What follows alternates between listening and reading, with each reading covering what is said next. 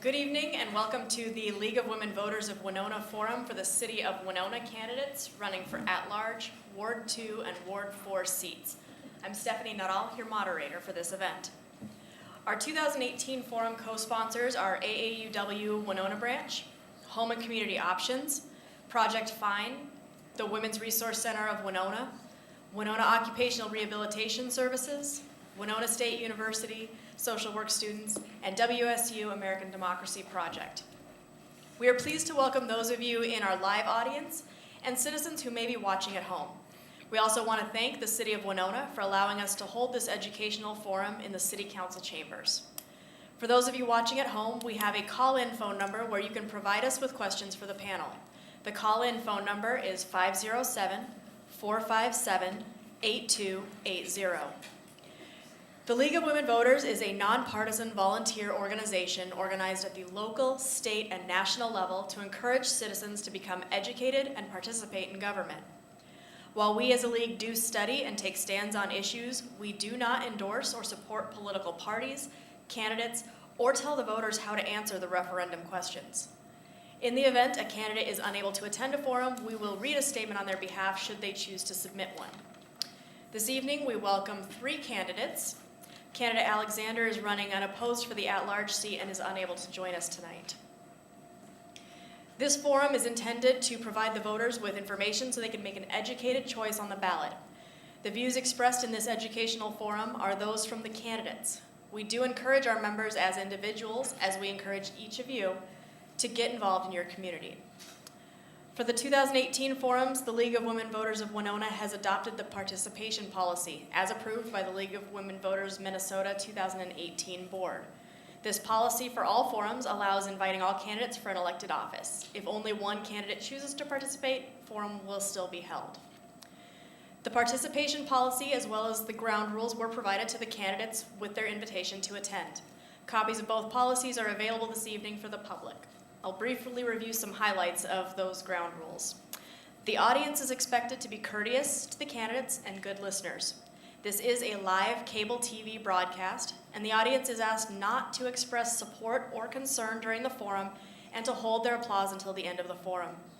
We remind everyone to please turn off your cell phones, pagers, and any other electronic devices you may have with you.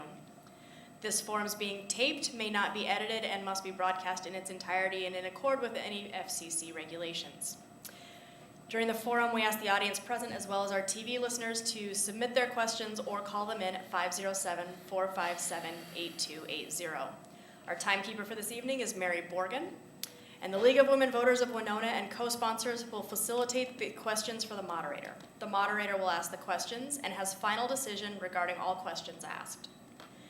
The League of Women Voters will determine the questions asked, and attempts in good faith will be made to cover as many areas of interest as possible expressed by the audience. The candidates will not know the questions in advance. Questions that are hostile, partisan, embarrassing, inappropriate, or of a personal nature will not be asked. Questions should be forward-looking rather than a review of past issues. Questions on similar topics may be grouped, consolidated, and/or rewritten at the discretion of the question facilitators or moderator. And as there's never enough time to cover all the issues in a limited time and setting such as this, please feel free to contact the candidates directly if your questions are not answered tonight. For those citizens at home, again, your call-in number is 507-457-8280, and all questions do become the property of the League of Women Voters.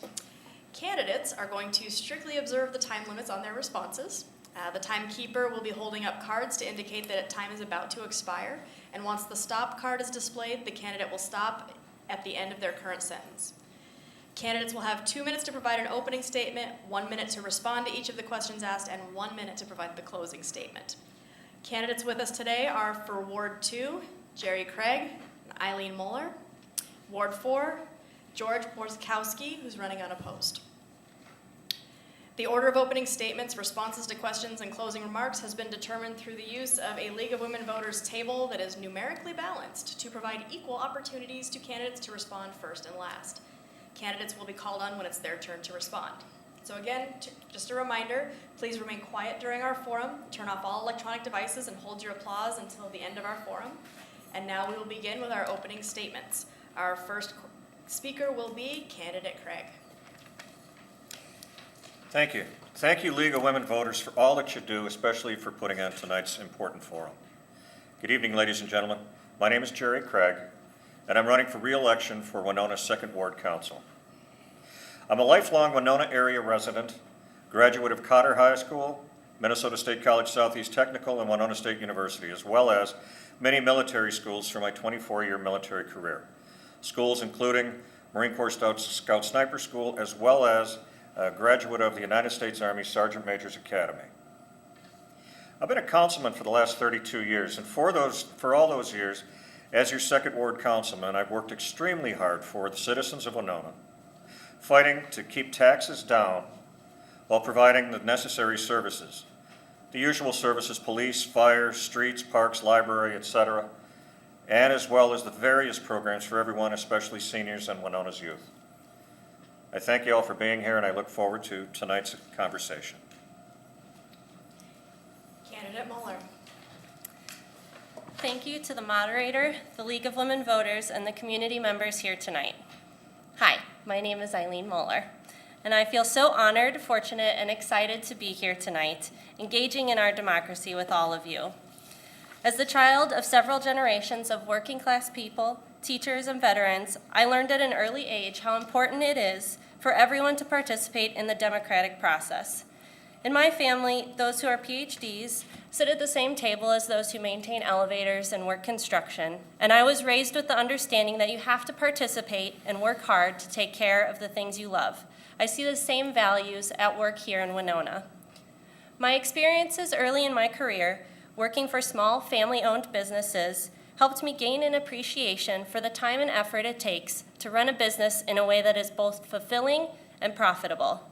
I feel those experiences have prepared me to support and encourage business owners and entrepreneurs here in Winona. My past and present work with nonprofits has prepared me to understand budget constraints, seek new grant opportunities, and think creatively about how to work within our means while also thinking innovatively about how to grow, to have vision for the future and not just be satisfied with the status quo. As I've knocked on hundreds of doors, and I've had a fantastic time doing so, I've been able to meet the thoughtful, kind, and generous people and dogs of Ward 2. What I have heard over and over again is how much people care about the city and that they are looking forward to hearing fresh, new voices. They are looking forward to change. Thank you. Candidate Borzakowski. Good evening, everyone, and welcome to tonight's political forum. I'm George Borzakowski. I am honored to have served as your 4th Ward Councilman for the past 20 years. I want to thank you for your continued support, as I will have the opportunity to serve you for the next 4 years. As committee assignments from the city in my council position, I serve on the Port Authority, I serve on this revolving loan fund committee, and I serve on the HRA board, Public Housing in Winona, for the past 20 years and the past 8 years as its chairman. Over the past 20 years since I first took office, we have accomplished a lot, our city has done a lot, and we have grown a lot. But then again, there's always challenges that come before us, our mayor, and our city manager every day of the week. I don't think a day can be where we can just sit back and say everything is really going well, because there are challenges, especially when we think we don't have any. I have been a longtime employee of Peerless Chain Company for 44 years. I am an adjunct instructor for the Minnesota Southeast Technical College for 25 years. And as I've said, I've served as 20 years as your council representative. As you can see, my career is filled with longevity. I look forward to the forum tonight, your questions, and if I cannot answer the questions, as the moderator mentioned, I will get back to you with an answer. Thank you. Thank you, candidates, for your opening statements. We are now ready for our first question. Please share with us the 3 most important leadership qualities that will make you an effective city council representative. And candidate Muller will respond first. Thank you. I think 3 of the most important leadership qualities that one can have are open-mindedness, thoughtfulness, and consideration. I think that I possess all these qualities, and those who have worked with me in the past can attest to the fact that when I'm presented with new information, the first thing I do is listen and research. I also try to make sure that I'm considering the experiences of the people delivering those concerns to me. If they're different than my own, then I try to research, and ask questions about what are their experiences, because I think a major downfall, one of the things that can trip us up as leaders, is to assume that we know everything about others. And that's what I believe I bring as a leader. Candidate Borzakowski. I believe the three things that a council rep needs to possess is, first of all, is you need to be accessible and you need to be responsive. We need to return our phone calls. We need to listen to the people, and we need to keep in touch with the people as the process goes on whatever their concern may be. You know, a lot of times I just sit and I kind of wonder, what makes a good council representative? And for me, it's that when a constituent calls me with a concern, that concern now becomes my concern. And I try to, a lot of times, hopefully we can solve the concern. Sometimes we can, sometimes we can't, sometimes it's a process. But we need to get back with an answer. And Candidate Craig. It's hard to keep it at three, but I'll just grab the first ones. Obviously, you have to listen, and you have to be accessible, just like George says. But in order to be a successful council member, you have to be able to listen, whether it's a CEO, somebody that's, can make things happen immediately. But the real ones, the ones that take the most time and the ones that are most important to me, are the small neighborhood issues that never make it to the paper. That's why people elect you. That's why they call you. It's those small ones that often take the most time but mean the most. Also, you have to be fair. But another thing, you have to be able to act. There's a lot of things we can talk about, but if you look at who you really want, and as any elected official, no matter what it is, doesn't have to be the best talker, but when you talk to them, a few days later, has there been action? A few months later, did it get done? Thank you. All right. On to our second question. What do you feel are the top issues in this election for office, and why? And our first candidate will be Candidate Moeller. Thank you. I believe the top three issues facing our city are transportation issues, whether that means the state of our roads and repairing them, the availability of bike paths for those who do not have cars, and our sidewalks for pedestrian safety. There are many curbs where it's difficult to get over if you have a wheelchair, if you have a stroller, if you have a walker. And I think addressing those very basic infrastructure needs is essential. I would also say that housing is a need in our community. Having housing available for seniors who still want to own but want to downsize, for families who want to buy their first house, and for lower income families who are looking for reasonable rent. And also transparency and making sure that our government is understandable to the community members and that all of our representatives are available. Candidate Craig. The number one item that I've worked on the hardest over as long as I've been doing this job has always been safety. If you don't have safe streets, if the taxpayers don't feel safe, if the neighbors don't feel safe, all the other things don't make as much difference. So safety first and foremost. It's always a challenge because the things out there constantly change. You think you have one thing taken care of and something brand new pops up. You still have to take care of that. With safety, there's also opportunities. We kind of forget about that once in a while, but why do people want to stay here? You have to have opportunities, and whether that be recreational opportunities, job opportunities, retirement opportunities. And then the one thing that's always the icky one to talk about, but without it, none of the other ones happen, budget. Budget has always been one of the most complicated and difficult things when you're running the city. It continues to do so. We just went through a very trying budget time. We have excellent leadership, excellent staff, but it's still incredibly hard, and it's only going to get more difficult. Candidate Borzakowski. Thank you. I agree with Councilman Craig. The budgets are one of our strongest things that we face every year. We get input from many citizens, many businesses, and we need to come up with a budget that is fair and balanced and try to take care of all the needs. We have our basic costs of so many employees, their wages, the benefits and things that go with it, the equipment that we need, and then do we have capital dollars on top of that in order to do some projects, such as the levee, Sobieski Park, et cetera. Also, infrastructure is a big one. Our streets, we're working on those, but our sewer and water lines, and also businesses. We need to have businesses continue to grow, continue to look at our city, and to continue to let these businesses know the opportunities that we have. We're 15 minutes away from any major interstate, I-90. We have water transportation, rail transportation, and thank you. On to our next question, which is again keeping with the theme of lists. What are the 3 greatest assets that the city can use to bring new business, industry, or tourism to Winona? And our first candidate will be candidate Borzakowski. Thank you. The 3 things that we would have, as I think I just mentioned one, is that the accessibility that we have with water transportation, air transportation, rail transportation, and we're 15 minutes away from a major interstate. People do not know this probably, but Winona is home to 10 industries that lead their manufacturing base amongst all their competitors in this country and worldwide.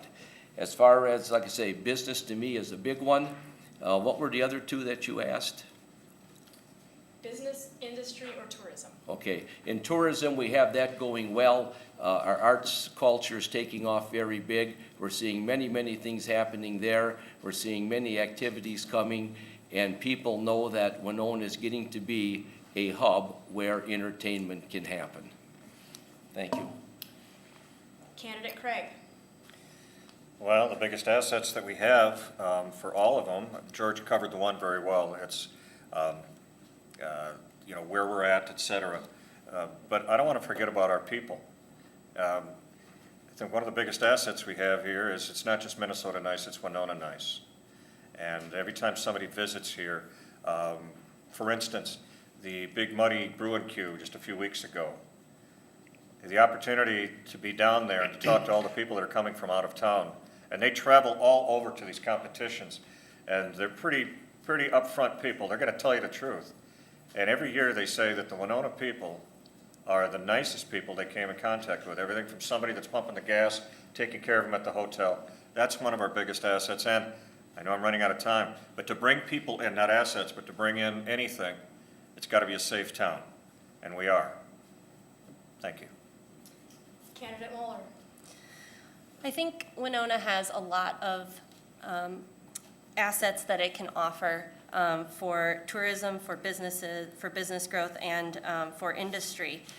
Recreation is one of our biggest assets. It's something that was here before the city was built. We have wonderful natural resources right at our fingertips, and I think that those are not only drivers for tourism, but they're also drivers for entrepreneurship, and that's something that we excel in here in Winona.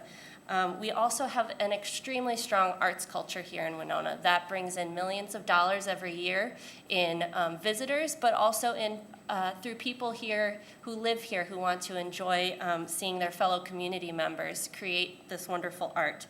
This is also a hub for entrepreneurs, as I mentioned, and as George and Jerry both mentioned, it's something that draws people here. This town is accessible, and it's beautiful, and there is so much room for people to grow here. Right. Question 4. How will you, as a member of the City Council, work towards a balanced budget, keeping taxes reasonable, and continuing to promote services for all citizens? Our first candidate will be candidate Craig. We just finished a very challenging budget process, and it's usually, well, it is the hardest job that we have throughout the year. We last year we had a 7% increase in our taxes, and none of us on the council were happy with it, but we had to. We had to balance what services were necessary and et cetera. This year administration came up with about a 10%. It was pared down to about a 7.3, 7.4. Then we went through a few-day process where the council pared it down even farther to about a 5.2. The question was what I would do. I was the only council member to vote against that. All of us felt like we wanted to keep it closer to about a 3%, but we just didn't have the time, and before the end, we'll still try to get it closer. What I'm going to do is what I have been doing for all the years. You look at every line item, everything you can, and it's a difficult balance, but we'll do the best we can. Candidate Mueller? I believe that the work that I currently do at a nonprofit with a very, very tight budget has prepared me to understand what is necessary and what is affordable and what is within our reach. What can we do with what we have, and what are people willing to do, and what do people want? The time that I've spent going door to door speaking with people in Ward 2 shows me that people are willing to invest in their city if it means that we can expand the services that are available, and if we can keep up with basic things like infrastructure, repairing our roads, keeping our sewers up to date, and repairing the alleys. So I think that what I will do is make sure to look at what is reasonable, but also take into consideration what are the people of the city willing to do to see it grow. Candidate Borzakowski? Thank you. Our budget has to be balanced, and we just went through our budget, balanced down to the best. I agree with the tax increases. It was 10 to 7 to 5. And as I mentioned before, what we look at is we have our fixed costs. So many employees, their benefits, we have our equipment, our fire engines, our squad cars, all of our other snow plows and things, and of course all the people to run that. There are costs that are beyond our control. Health insurance, liability insurance, other things that come in, unfunded mandates that we have. And the biggest challenge that we have is that we have a lot of property that is not taxable. And we somehow try to come up with funds to offset that non-taxable property. That is a challenge. What would I do? I would continue to work with developers. We have a couple of good development projects going on right now that is going to help replace some of the tax base that we lost. The Main Street block, thank you. On to our next question. As our population ages, what plans should the city of Winona put in place to ensure services and considerations for our senior population? And we'll start with candidate Borzakowski. Thank you. Can I pass that one? Oh, you know, I myself, I am getting ready to approach retirement age, and I don't call it retirement age. I am calling it a, I don't know yet, but I'm going to call it a paradigm shift. That's what I'm going to call it. What can we do? Well, first of all, like I say, we have an issue coming up with our Senior Friendship Center. A lot of seniors use it. You don't have to be very, very old to use it. That's going to be an issue for us there. There are many services issued there. There are many outdoor recreation activities for the senior citizens that we want. We just need to find a place that, which we will be looking at, to help complement all of the groups of senior citizens that, I don't like using that word senior citizen, all of us older people, what we can use for what the city has to offer for us. Thank you. Candidate Mueller. I think that's a wonderful question, and it's something that I've thought about a lot. I think that the city has been considering some wonderful development opportunities, and the housing study that the city conducted not too long ago shows that we do have a need for housing for seniors, but especially active seniors, those who want to continue to own their property and be active in the community, but may not want to have to deal with a large house and mowing their lawn. And so I think that the city would really benefit from encouraging the development of living spaces that can be owner-occupied by seniors, that has access to downtown, that will have access to the Friendship Center and all of the wonderful services that are available through that facility. Candidate Craig. I think Winona has been somewhat ahead of the curve for some time. We've been blessed to have Malia Storovich running the senior center and the senior programs for a long time, and all of her support staff, and many of you are in the room today. So Winona has really been ahead. What we're faced with right now is, again, back to the budget. We're going through rather an in-depth reuse study of the two recently soon-to-be abandoned school buildings. Maybe one of those is going to work. If not, we still have to find a new place for the senior center. And that's been talked about quite a bit, and we're going to look into that, and it's going to be we're going to make sure it's the right move for the long term. But one of the things we're also looking at is recreation. Winona's been great with recreation, but what we haven't looked at, it's always recreation for those who are mobile. Now we're looking at recreation for those who are still mobile, but maybe a little bit less. We're looking at different indoor and outdoor recreational activities for the aging population. Thank you. Right, our next question. What are the 3 most important infrastructure projects that the City Council should focus on during the next 2 years? And our first candidate will be candidate Moeller. I think 3 infrastructure projects that the city should be focusing on would be to continue to follow the vision set out by the Complete Streets project, which would ensure that the streets are redone in a timely manner so that that our cars are not damaged when we're going to work or to school, to ensure that we have better safety in our bike lanes.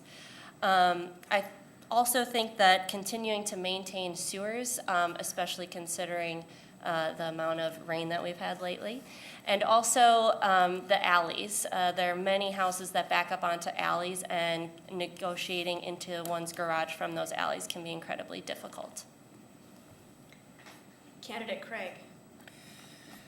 Well, we have to continue on doing the streets. It sounds simple, but it's not. We try to set aside $1 million every year, and that's just scratching it. But it's hard to keep that million set aside because other things come up. We have to raise the budget, and then you're tempted to decrease that amount. So to keep that at the $1 million is going to be difficult, and that's something that we have to continue to do. To keep the infrastructure, everybody was right, the alleys, and that is something that we are looking at. Actually, we've taken action on that, and that'll be started very soon, where we're going to go through town and start fixing the certain alleys. And as George has been on, I was on it for a while, George has been on it a long time. We're blessed to have the river, blessed to have the port, and to keep that up is very expensive, takes a lot of work. And, well, between the port and the airport, both of them are very difficult, and we have to continue to get on those and keep them going. Because if you let either one of them go or a project slip for a couple of years, you can lose so much revenue, and it never gets cheaper to fix them. So you have to stay on both of those. Thank you. Candidate Borskowski. Thank you.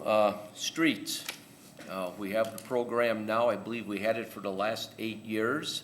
It has been successful. As soon as we do one street, everybody wants their street done, which is good to hear. And I have supported it in the past. I will continue to support street reconstruction or street mill and overlay. Also, our infrastructure of water and sewer lines and storm sewer. Those need to be constantly upgraded. I believe our city's 159 years old, and some of those pipes have been there for 159 years. So we need to keep an eye on that, and also our railroad crossings. Make sure that those decks are good. In some areas of town, like say down in the east end of Winona, there's a problem there trying to cross the railroad tracks. We are working on that. There's not an easy solution. But streets, water, sewer lines, railroad crossings. Thank you. And our next question actually follows up on that. What do you feel the city should do for a long-term fix to the Mankato Avenue rail crossing that causes traffic backups and emergency vehicle delays? Our first candidate will be candidate Craig. Boy, that's one I'd like to pass. We've been working on that forever, and there is absolutely no easy fix, but you asked for an answer, and I'll give it to you. We have looked into an overpass. It may not ever work on Mankato Avenue, but an overpass is going to be necessary somewhere in the east end. It's going to be difficult. It's going to be, forget the money, just how to make it work is going to be incredibly complicated. To work with the railroad and to hope the railroad is going to do something different, it's not going to get there. We've tried, well, I know we tried for 30 years. We tried for 30 years before that. So it's going to have to be an overpass, and we are in the process of looking at that, and eventually it's going to have to be done. Candidate Borskowski. Thank you. My father served on the council back in the 60s and the 70s, and we had some blockage on Mankato Avenue, not like we have today. Before, it was maybe once or twice a day. Now we have it 4, 5, 6 times a day, backed up for blocks. An overpass on Mankato is pretty much ruled out because of all the homes you would take, the businesses you would take. It would totally change that neighborhood.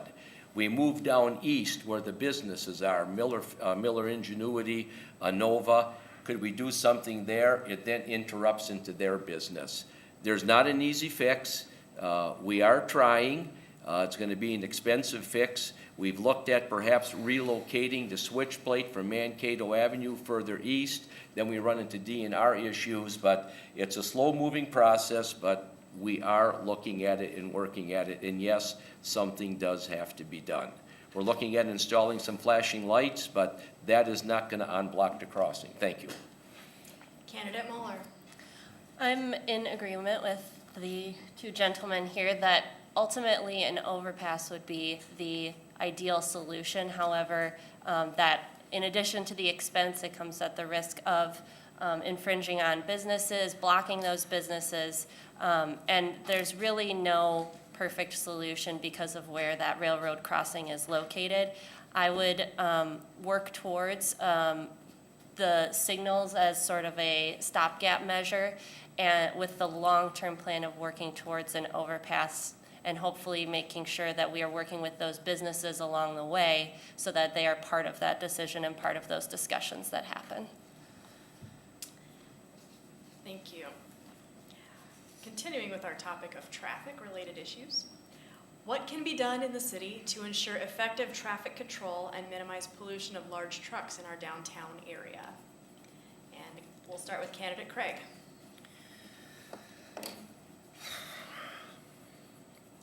Enforcement is one of the first ones, and that's difficult to do, but we do it.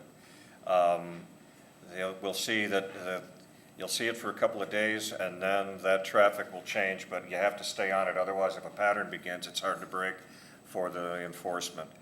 But beyond that, it's just getting the traffic route the best you can. For the trucks, it's going to be difficult, but just getting anything moving around. We've already made some things going on with some of the bump outs.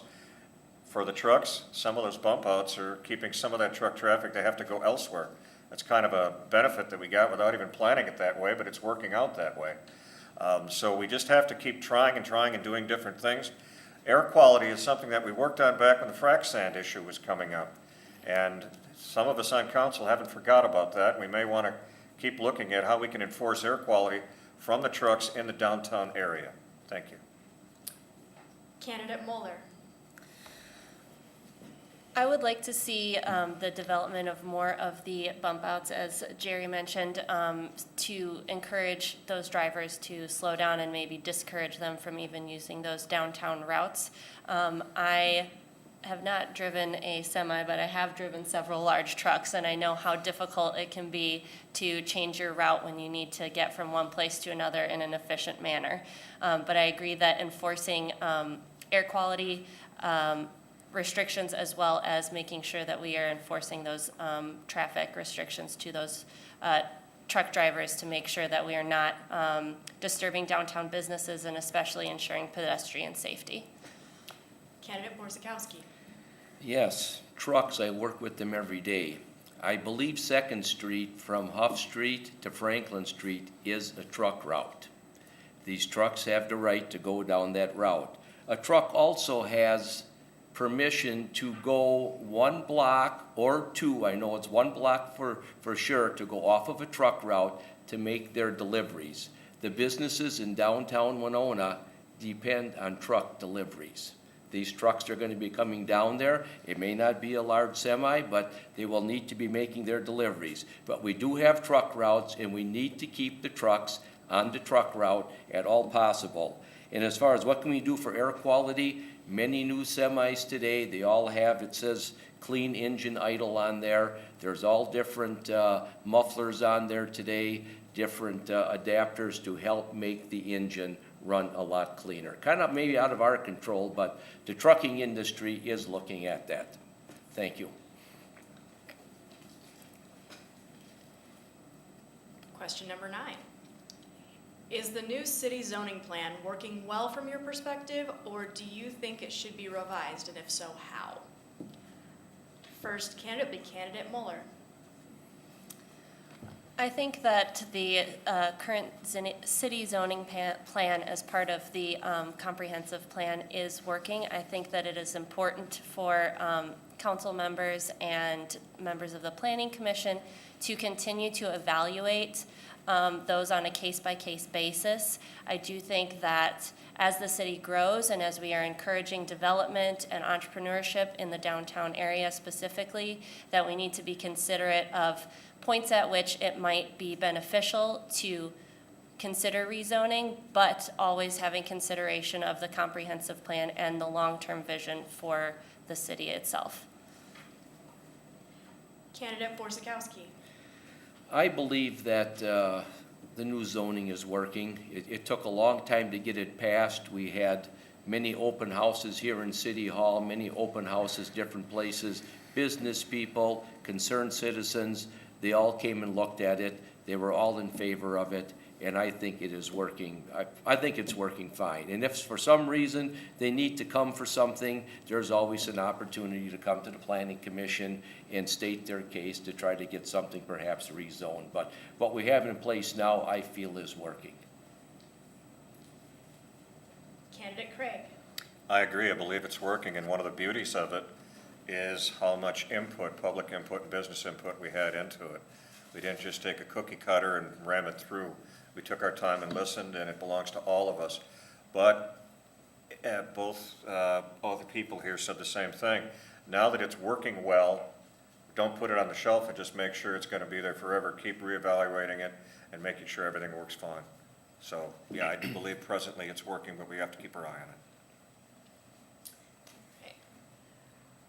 What is your position on divesting from Wells Fargo and whether the city should stick with local banks?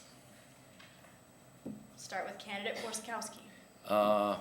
We are sticking with the local bank with Wells Fargo. They weren't, well, in the sense they were formed here. Does anyone remember when it was First National?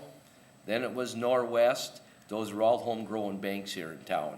And then Wells Fargo bought them out.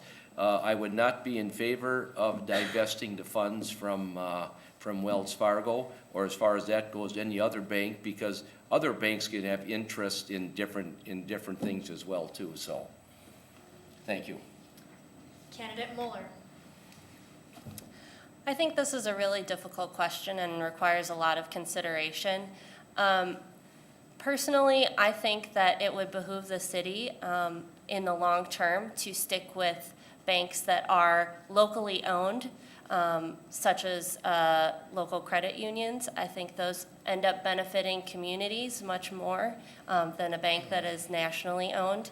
I also think that if the city is in favor of moving towards sustainability and creating a very humanitarian environment, that we need to consider what large corporations may involve themselves in, and if we as a city want to identify with that. Candidate Craig. That is a difficult question, because oftentimes that question really doesn't mean specifically financial. Oh, I understand that. But the day-to-day operation of it does relate back to the financial. Our financial experts have advised us to stay with the present bank. Doesn't mean we can't keep looking, but we're staying with the present bank. Yes, it's partially local, it has been local, etc. But they provide the services that others cannot, that we need for what we have. So it has not been an easy decision for all of us. We've all looked into it. We listened to all the concerns. But for the present time, it's the right one to go with. Even though it's unpopular with a number of people, it's the right financial decision, even though it's somewhat unpopular. Next question. Do you believe parking in Winona is sufficient, or are there things you believe could be done to improve it? Why or why not? Candidate Craig. That's an interesting one. I always felt that parking was not enough downtown, that we always have a problem, yet we have experts come in and they will show and prove that the parking is fine downtown. So it's a perception thing, but perception oftentimes becomes a reality if you're a shopper, if you're a visitor, if you feel that there's not enough. So the true numbers don't really match. Today, all of us got a very long, very well-written letter, everybody on the council, and it was related to enforcement, fairness of enforcement. So we could always use more parking spaces, but they come with a cost. Experts say that at our present commerce rate right now, we're okay, but we are looking at more. With all of this new business coming into downtown, everything has to come with the appropriate parking. But it looks as if we need to take a little better look after what we heard today on some of the enforcement. And keep in mind, enforcement costs money as well, but keep on doing what we're doing. If you stand pat on your parking, you have a huge parking issue. We just cannot stand pat on it. Candidate Moeller. I have been asked about parking so much as I have been door knocking, and it is a major concern. I work downtown, and I try not to drive because I do live in town, and it's close enough where I can walk or bike if weather permits. But I appreciate the work that was done through the parking study, and I trust people who have studied and who have the educational qualifications to conduct a study like that. So I think that as it stands, we do need to invest in the mechanisms that will enforce parking. But like Jerry said, as the downtown grows, as we see more of our storefronts fill with businesses, then we need to consider what solutions we can provide as we start seeing more commerce downtown. Candidate Borzakowski. Thank you. Parking in downtown area, yes, I suppose if I work downtown, it could probably be a problem for me to park. If I come down, I'm gonna go here, there, wherever, I always seem to find a parking spot. If I'm coming for steamboat days, I know enough to park far enough away so I can walk to the events. We had studies on this, and they indicate, your parking is okay. The two developments, the one that first kicked it off was 60 Main Street, which nothing has been done yet. That's still in negotiations with port people and city staff for things to happen there. The Fastenal operation on 2nd Street and the new Main Square development, I believe they will take care of their parking, that there should not be a problem there with the residents that they have. And I think there could be enough out onto the streets where we go, and all depends what time of day we go as well too. But depends what happens on 60 Main Street, that could kick off what really may have to be done.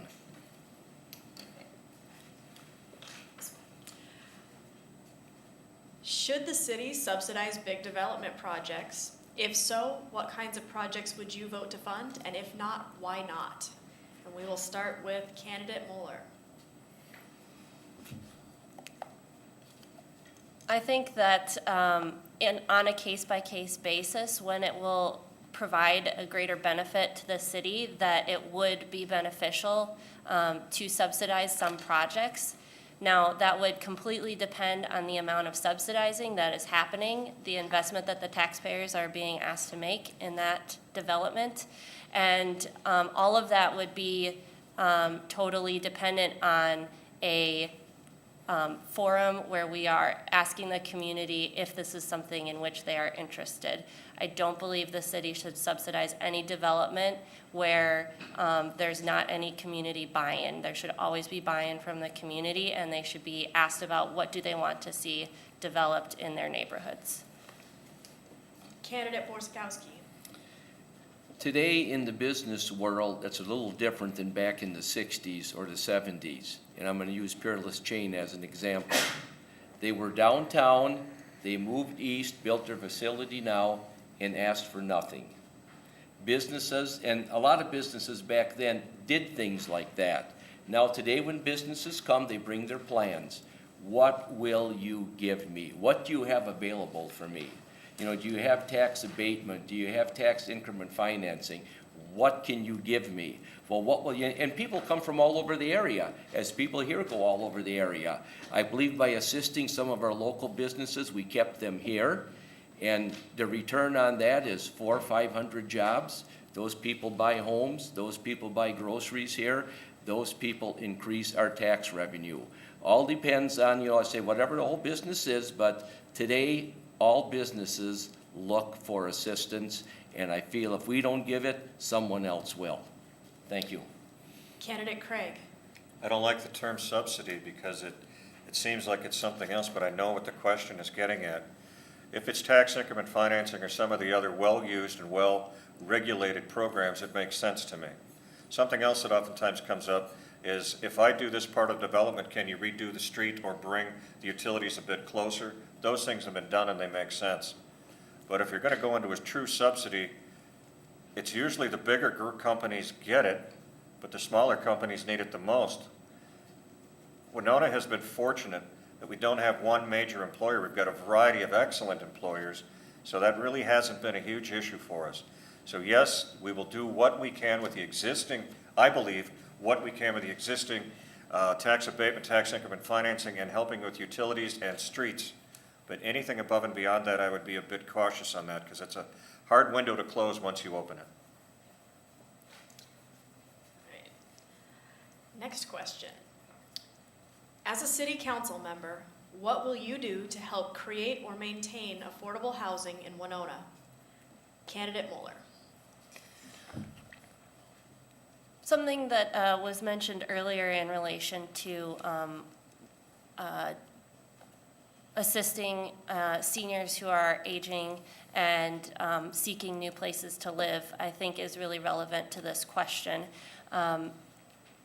When we, according to the housing study that was done recently for the city of Winona, if we are able to accommodate active seniors and seniors who need assistance in finding homes where they can own or rent, then that will free up some single-family homes that we have available in town for families and young professionals who are looking to buy their first home. I know when I bought my home with my husband just last year, it was such a challenge. We would look at a house and it would be sold the next day, and that's really difficult for young families who are starting out.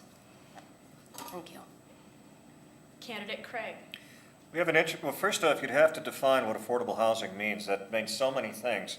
So it's a difficult one to answer, but if we're talking, one of the things you can do to keep housing, whether you want to call it workforce housing, senior housing, first home, we've got a lot of smaller, older homes in Winona. It's to take care of your existing housing stock. We're landlocked. We do have a lot of developments going on. We have all of that stuff. But if you can't take care of your existing stock, Winona has been one of the leaders in small cities development grants, the block grant that comes through. Lucy McMartin and her staff, I believe, are the #1 in the state for continuously getting grants every single year, and that helps. I'm going to say on an average of 20-some homes, that average might be high, might be 18 or something like that, every single year that gets about $30,000 or so to help the house. And that does a couple of things. It either keeps somebody in the house longer if they want to, or it makes it marketable so they can sell it and somebody else can get it. Thank you. Candidate Borzakowski. Serving on the Winona Housing and Redevelopment Authority, I'm very familiar with the housing situation that we have. We have the Valley View Towers that assist people. We have the Schaffner homes that assist the older people there. As a developer, if I am going to go and develop X amount of acres for affordable housing, as to how we ever want to define that, I agree with Jerry there, is there's programs that developer can first go out and investigate. I'm going to build a development for so many homes, for so many income levels, and there's programs where they can start to go out and try to seek funding or assistance to help build these homes. There are programs out there. You can search them through the city. You can search them through the Winona Housing, federal government. There are grants available for that particular housing. Next question. What will you, as a city council member, do to ensure the safety of pedestrians and bicyclists in the city of Winona? We'll start with candidate Borzakowski. Thank you.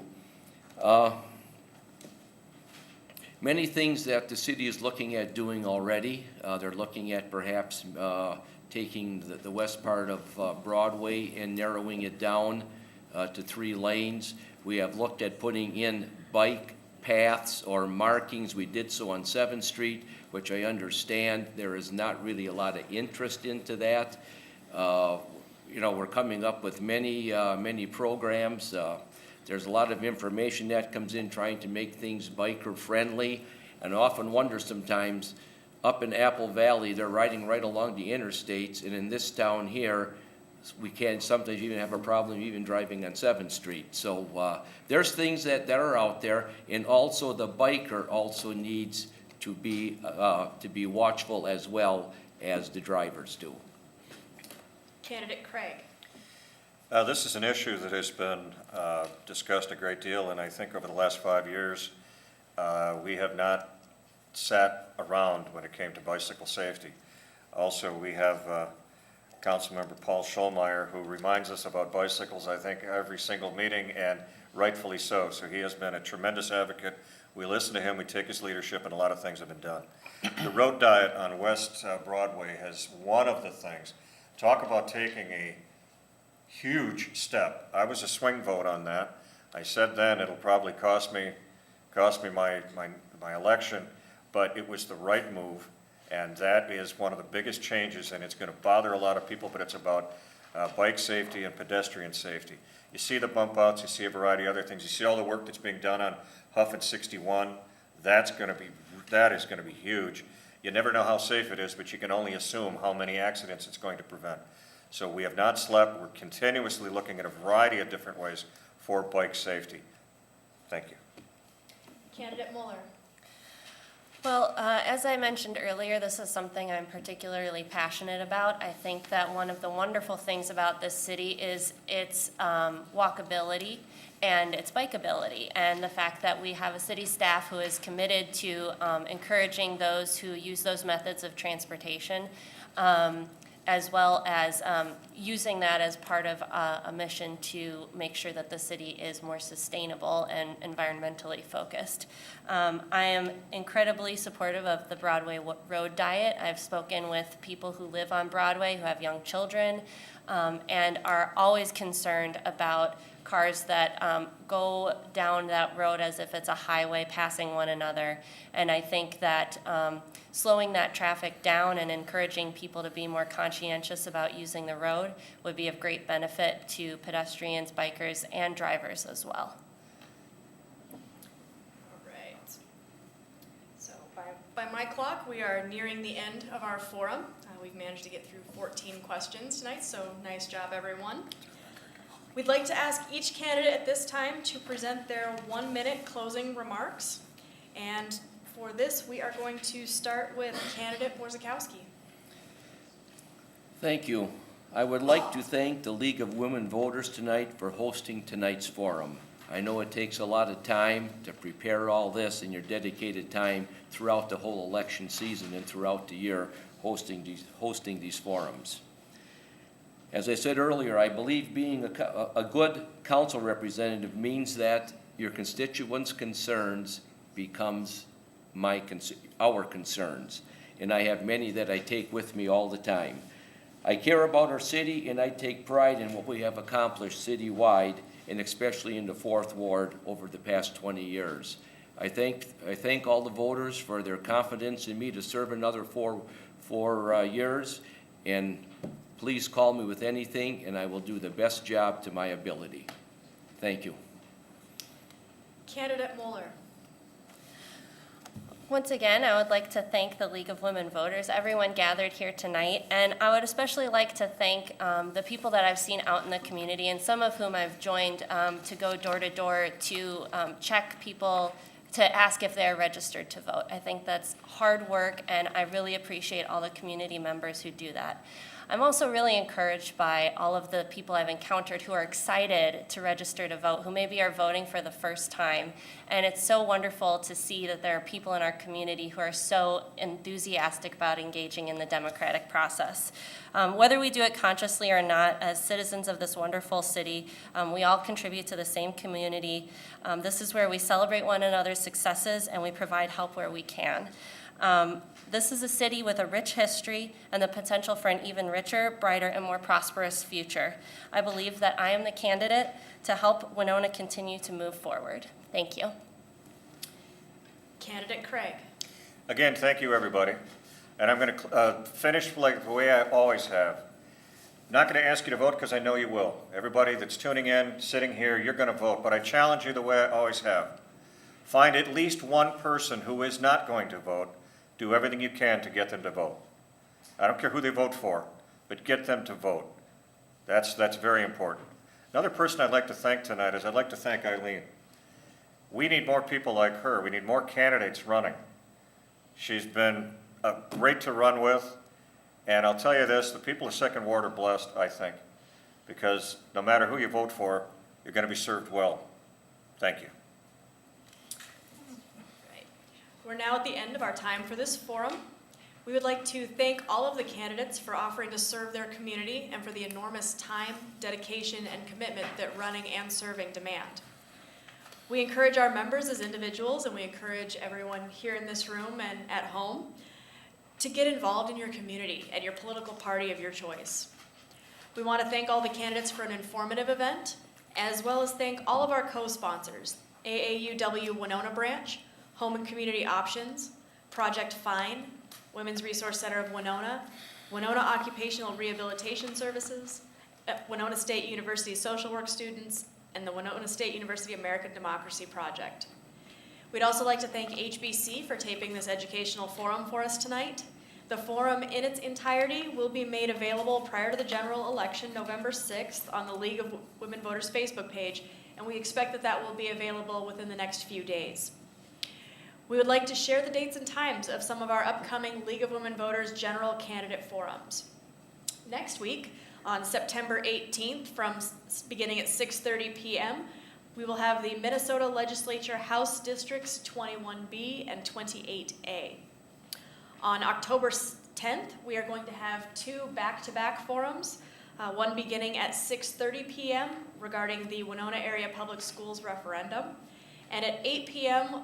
will be the candidates for the at-large District 1 and District 2 Winona Area Public Schools Board. On October 15th at 6:30 p.m., we will be in the city of St. Charles for the mayor and two at-large council seats. This forum will be held in the city of St. Charles Community Center, which is located at 830 Whitewater Avenue. October 18th at 6:30 p.m. will be Winona County officials, including the county attorney, auditor treasurer, recorder, and sheriff. There will also be statements from the Soil and Water Board unopposed supervisors. These events will be similar to tonight. They will feature televised candidate statements, time for the public present to directly meet candidates after the televised portion of the evening. Most of the League of Women Voters general election forums will be held here in the Winona City Hall chambers throughout October, and the public education forum question is planned again for October 10th. The only difference will be the City of St. Charles forum on the 15th will be in St. Charles. Due to the number of forums, these times do vary, so watch your local media and publicity for updates on all of these opportunities.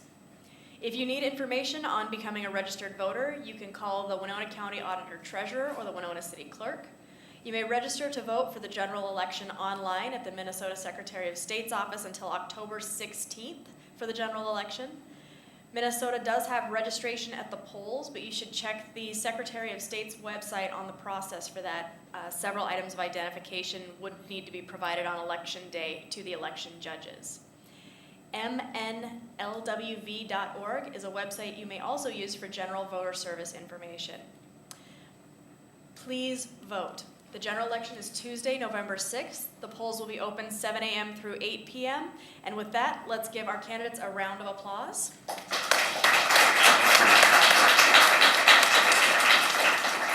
Thank you and have a great evening. Thank you.